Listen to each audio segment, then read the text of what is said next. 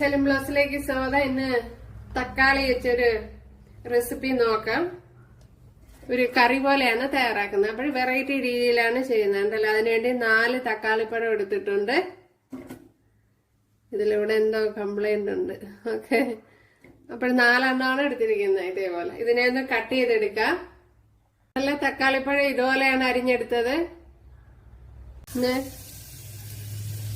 2 നുള്ള ഉലുവ,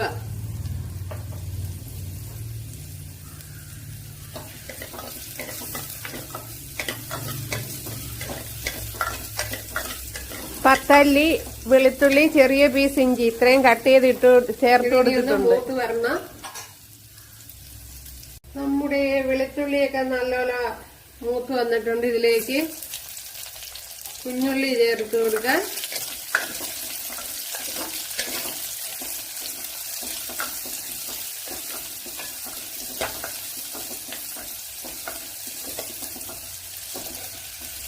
കുഞ്ഞുള്ളി കുറച്ചുകൂടെ ചേർത്ത് കൊടുക്കാം. അപ്പോഴൊരു 10 കുഞ്ഞുള്ളി വരും. അത് ഇതുപോലെ കട്ട് ചെയ്തെടുത്ത് ചേർത്ത് കൊടുത്തതാണ്. ഇതിലേക്കിനി കറി ലീവ്സ് ഇട്ട് കൊടുക്കാം. ഉണ്ടല്ലോ വിട്ടാരെ.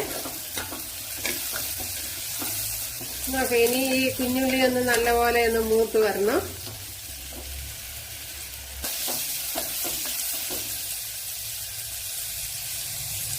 ഉണ്ടല്ലോ, ഇവിടെ തക്കാളി പഴമൊക്കെ നല്ലതുപോലെ വെന്ത് ഉടഞ്ഞു വന്നിട്ടുണ്ട്. ഇതിലേക്കിനി നമുക്ക് പൊടി ഐറ്റങ്ങളൊക്കെ ചേർത്ത് കൊടുക്കാം. മഞ്ഞൾപ്പൊടി, ഞാനിപ്പോൾ 1/2 ടീസ്പൂണാണ് മഞ്ഞൾപ്പൊടി ചേർത്ത് കൊടുത്തത്.